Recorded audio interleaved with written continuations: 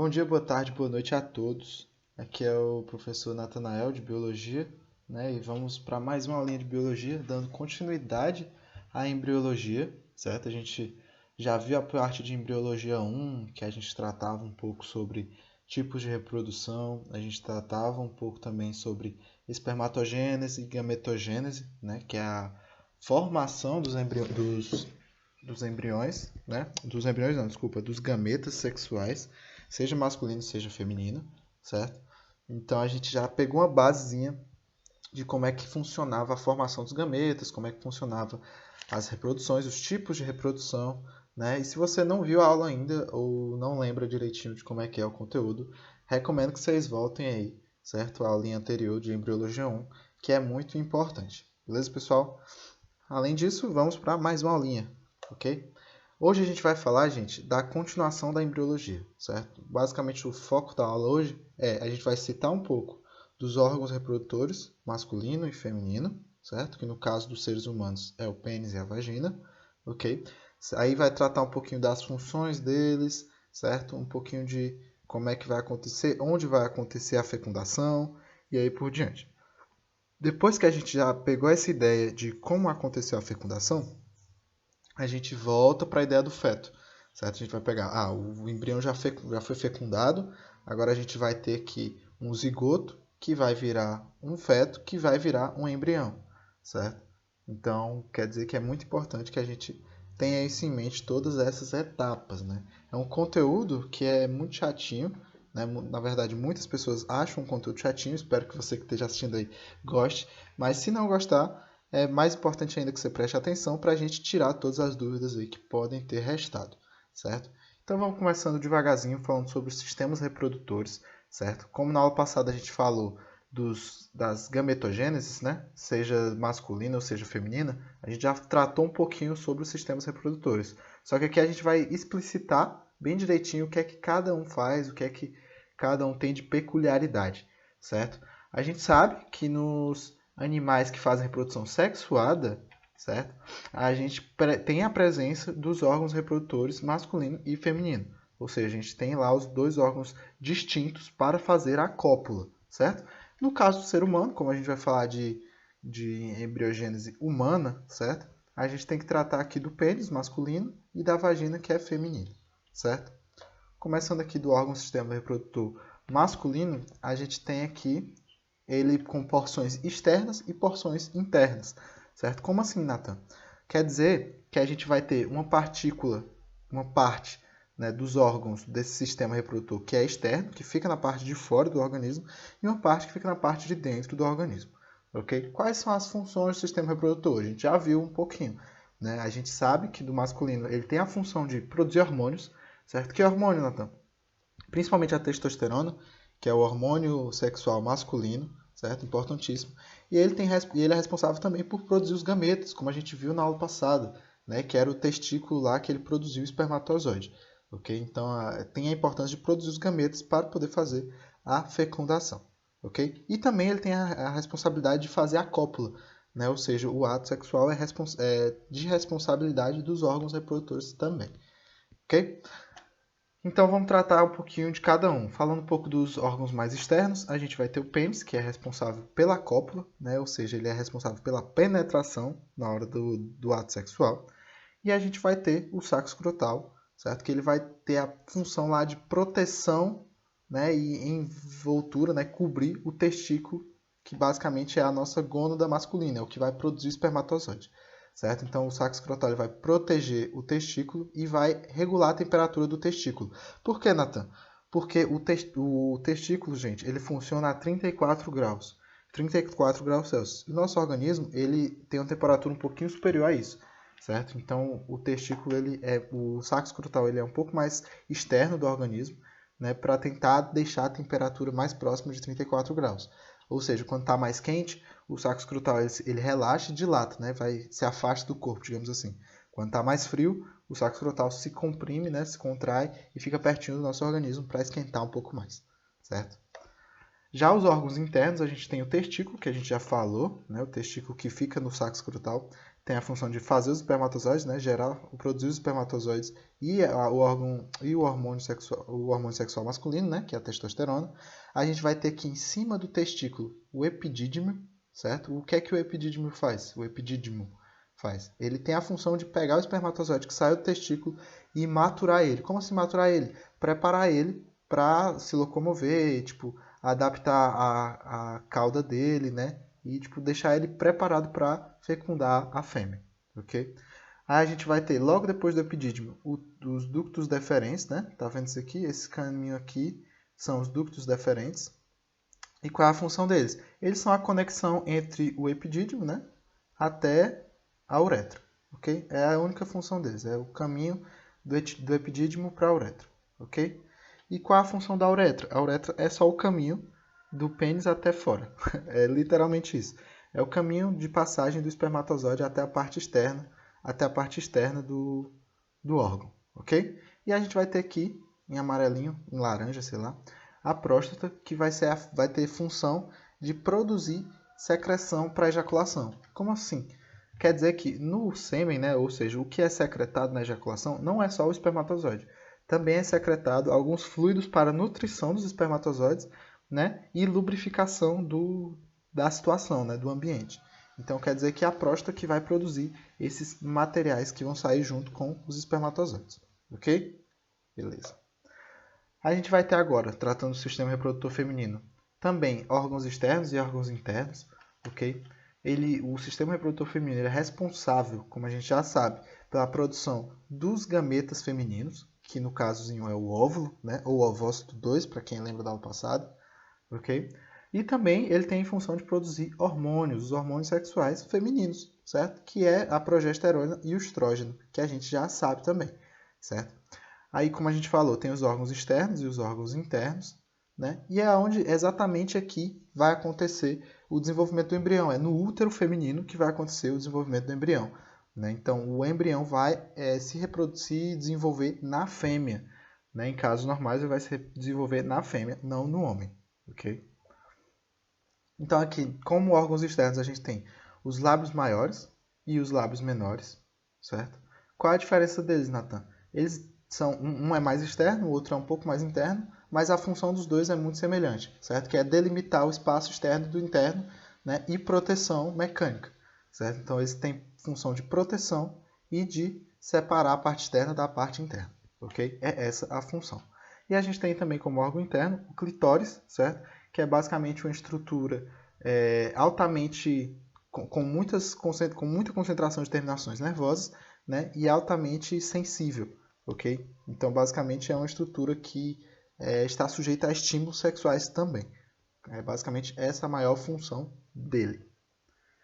De órgãos internos, a gente vai ter o ovário, certo? O ovário que está bem presente aqui, um ovário aqui e o ovário aqui, certo? Ele tem a função, como a gente já viu lá em gametogênese, a função de produzir gametas femininos, né? Ou seja, o óvulozinho que vai ser produzido aqui. A gente vai ter as tubas uterinas.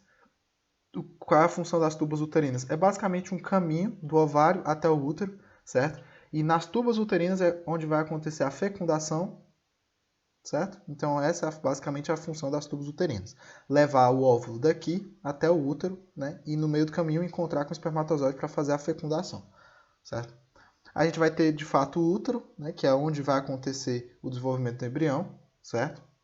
E a gente vai ter a própria vagina aqui, que é o caminho, né? A passagem, o órgão muscular que vai servir de conexão entre o útero e a parte mais externa, né? Então, basicamente, de sistema reprodutor feminino, nós temos isso. Agora a gente vai tratar da embriologia, né? A gente tratou do sistema reprodutor masculino, feminino, a gente tratou de criação dos gametas, e agora a gente tem que tratar da fecundação dos gametas, certo? Basicamente, a embriologia estuda a fecundação, né? O que é fecundação, gente? Só para lembrar, é quando o gameta feminino encontra com o gameta masculino, né? E eles se juntam, ok? É quando tem a união dos gametas, é a fecundação, isso daí, ok? Então vamos lá. A fecundação vai formar o zigoto, certo? O que é o zigoto? Essa célulazinha aqui que é misturada de código genético do gameta feminino, código genético do gameta masculino, certo? Então essa célulazinha aqui, meio grandinha, que vai se desenvolver e se transformar no bebê de fato, certo? Então a embriologia ela estuda todas as etapas de desenvolvimento do zigoto, né? Vamos começar. Elas são divididas em 3 etapas, né? Toda a história da embriologia é dividida em 3 etapas. A gametogênese a gente já estudou, né? Que é a formação dos gametas. A fecundação, que é a fecundação? O encontro dos gametas, né? Que a gente já viu também. E o desenvolvimento embrionário, que é o que a gente vai ver hoje, certo? Que é basicamente dizer cada etapinha do zigoto até o embrião e depois, por fim, o feto, ok? Então vamos lá. O desenvolvimento embrionário, gente, ele é dividido em 3 etapinhas também, certo? Quais são essas 3 etapas? Segmentação, gastrulação e organogênese, ok? A gente vai ver cada etapinha agora por partes. Isso é em ordem, viu, gente? Segmentação é a primeira, gastrulação é a segunda, organogênese é a última etapa, ok? A gente tem a segmentação como primeira etapa. A gente vai ter aqui o nosso zigotozinho. O que é que o zigotinho vai fazer, né? O que é que ele vai começar a fazer na segmentação? Segmento, gente, é pedaço, certo? Então, a segmentação é partir em vários pedaços.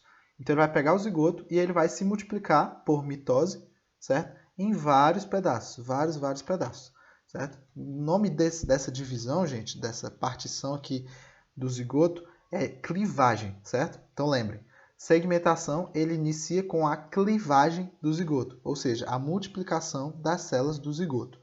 Ok? Não tirem, não percam isso da cabecinha de vocês. Clivagem do zigoto, certo? Basicamente, vai formar um ser, né, pluricelular. A gente começa com o zigoto unicelular e com a clivagem ele vai formando um ser pluricelular, ok? Isso vai acontecendo, ele vai se multiplicando, até que forma a mórula, certo? A gente vai ter a formação da mórula. O que é essa mórula? É uma união dessas células aqui, que a gente vai dar o nome de cada células dessa aqui de blastômero, certo, gente? Então, a mórula é uma união densa de blastômeros, certo? Está aqui uma imagenzinha da mórula. A gente pode ver que ela tem muitas células agrupadas, né, juntinhas mesmo. Né? Aqui é uma imagem real da mórula, certo? Só que como está bem no comecinho da criação do ser, né, essas células aqui elas não são especializadas. Como assim não são especializadas, Nathan? Elas não sabem se elas vão ser células da pele, não sabem se vão ser células do tecido nervoso, não sabem se vão ser células do tecido conjuntivo. Né? Elas não sabem o que é que elas vão ser no futuro. Né? Por isso que a gente chama de células não especializadas. Ok?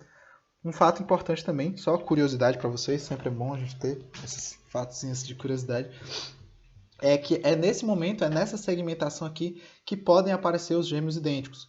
Ou seja, se essa mórula aqui acabasse partindo em 2 mórulas, a gente vai ter 2 gêmeos idênticos, certo? 2 bebês aí iguais, certo? São os famosos gêmeos idênticos.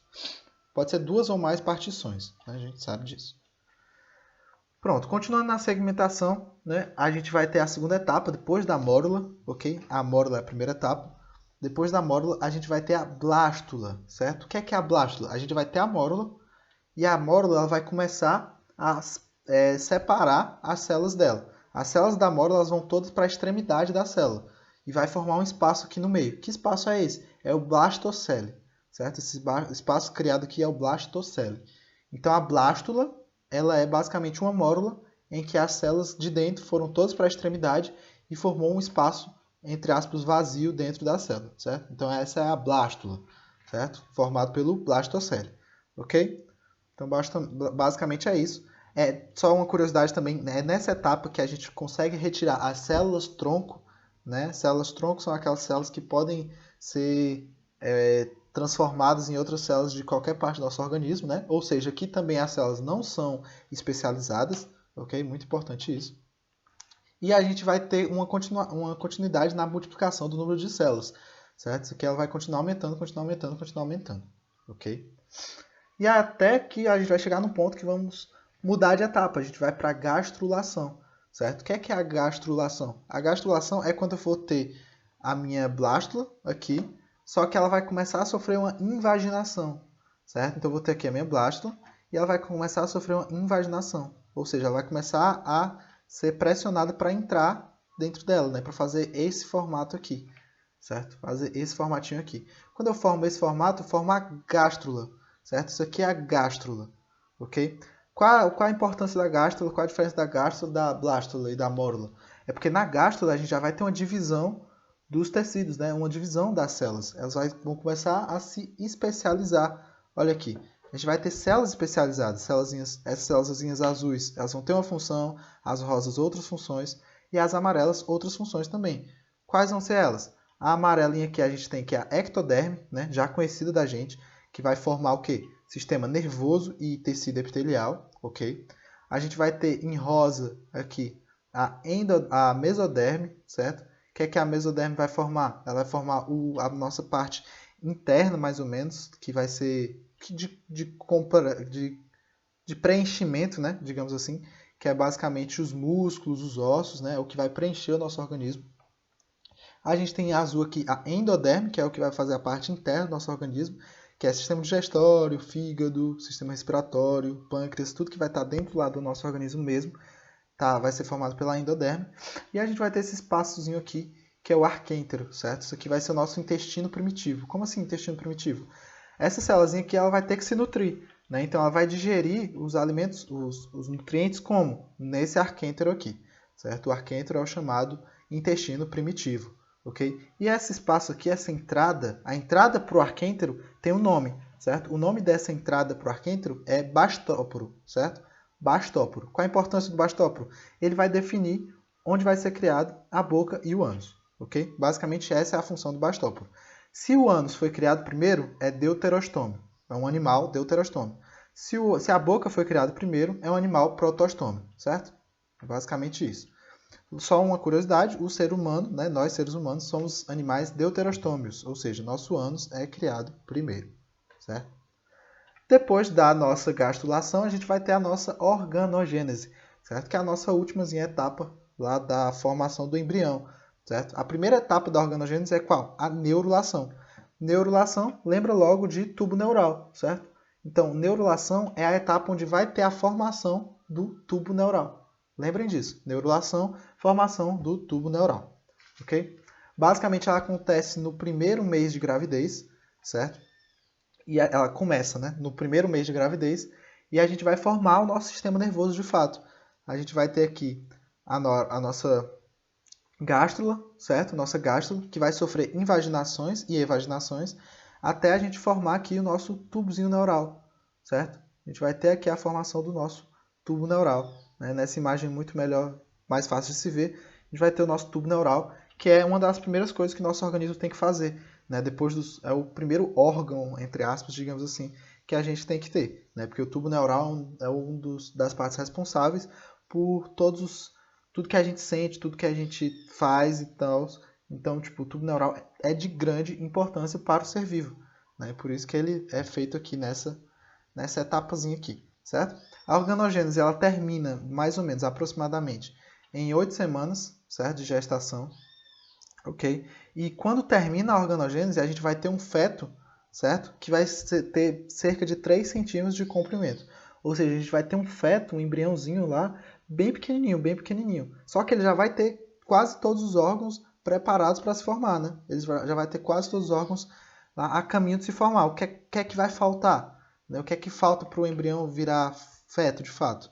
Né? Falta os órgãos se desenvolverem. Né? Então, depois que a gente tem a organogênese, que prepara os órgãos para serem desenvolvidos, a gente vai ter só o desenvolvimento dos órgãos, que é basicamente o crescimento do embrião. Ok? Então, é super tranquilo. A gente vai ter, depois da 9ª semana, o bebê vai começar a receber o nome de feto. Né? Por que feto?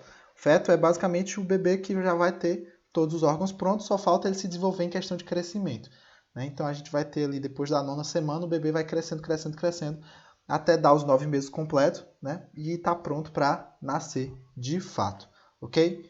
Então, lembrem desses nomezinhos feios, certo? Essa mórula, blástula, gástrula e neurula, certo? Lembrem desses nomezinhos feios, porque eles são muito cobrados e são muito importantes, certo? Então, basicamente é isso, pessoal. Muito obrigado pela atenção de todos. Quaisquer dúvidas podem comentar. Espero que vocês tenham gostado do vídeo, né? Qualquer sugestão que vocês queiram passar para a gente, podem passar. A gente sempre vai estar com os ouvidos abertos para vocês, certo? E não esqueça de dar like no vídeo, de compartilhar. E é isso, pessoal. Até a próxima aula. Um beijo, um abraço, um queijo e um amasso.